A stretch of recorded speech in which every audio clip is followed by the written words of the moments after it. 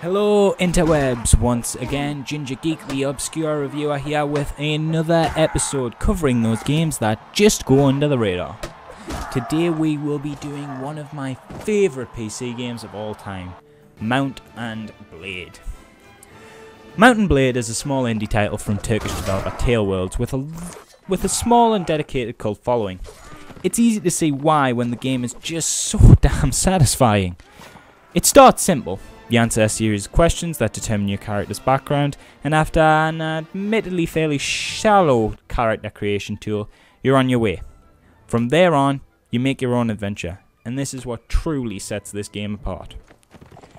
Where most games that provide an open world will give you an ultimate goal to follow, Mount and Blade does not. It leaves you to decide what you want to do. Fancy becoming the land's richest merchant? Hop on a horse and head to the marketplaces. Would you rather be a tyrannical warlord? Go for it.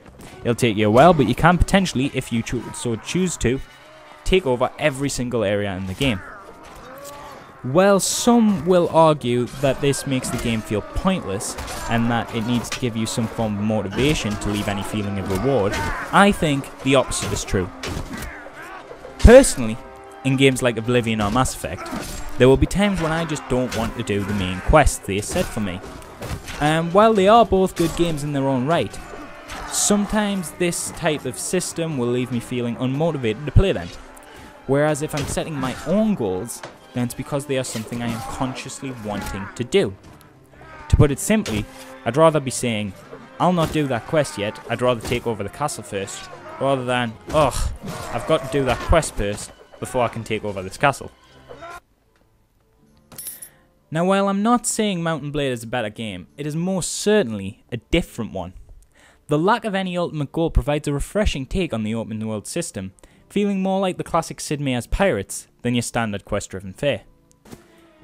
I think the reason this system works so well for Mount and Blade, though, is that there's so much to do, so you never seem strapped for ideas. You're able to join any of 5 warring factions, each with their own ideologies and goals, or if you don't fancy joining a faction, you can run independently, eventually creating your own army. Or if that still doesn't take your fancy, operate as an outlaw, plundering and pillaging your way to your own personal game.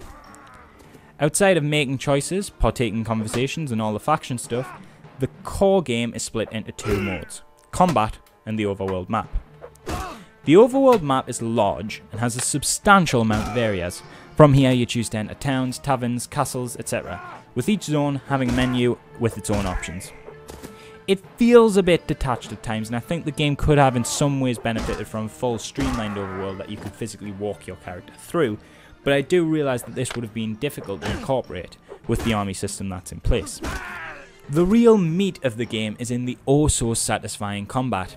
In combat, you play as your general, who is able to issue orders to your troops and take part in the battles himself. Throughout the game, you recruit more people into your ranks, paying them appropriately. So as you earn more money and increase your skill as a leader, you slowly amass a larger and stronger force. Eventually this leads into massive siege attacks and large-scale field battles.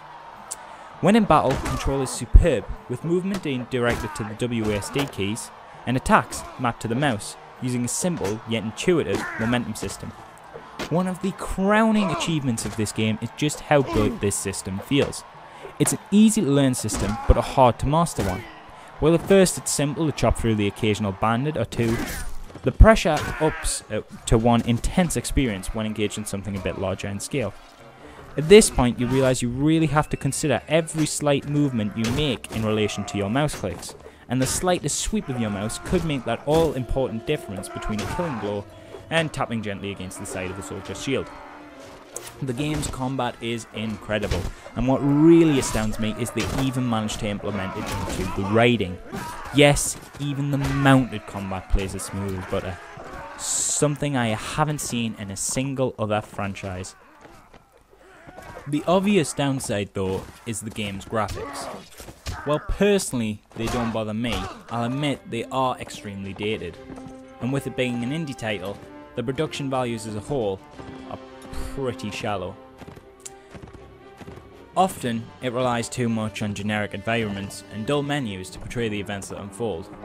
That said, this can be seen as an advantage, as it will run on most weaker machines. The Mount and Blade series has actually since this release developed into a fully featured franchise, with a small but devoted fan following. Following this game was its sequel Warband, which upped the graphics slightly, enhanced animation, and had new gameplay elements such as marriage and female player characters. Following that was Fire and Sword, which offered another similar experience, but with more of a narrative structure and a different time period setting. All in all, though while it is Warband that is technically the best game in the series, and if you're new to the franchise, probably the one you should start off with, I still seem to find myself drawn to the original. It was innovative the first time I played it, and one of my first experiences with an indie developer.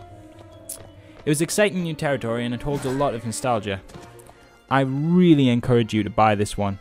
It's a deep, addictive RPG on the one hand, and on the other, it features some of the most satisfying combat you'll experience in any PC game. Okay, so enough of my ranting on about Mount and Blade, because if I don't stop, I'm going to talk on forever. This really is one of my favourites. We'll call that review over. Anyways, you know what I'm going to say. If you like the review, give us a like, let us know that we're doing it right. If you have any feedback, any ways we could improve, any suggestions for any cult games we can kind of cover, feel free to post it in the comments. And remember to subscribe so that you can see all our future obscure reviews. And that's it. Go get Mount and Blade, guys. I love you. Also, this has been GingerGeek with the Geek Glasses Review.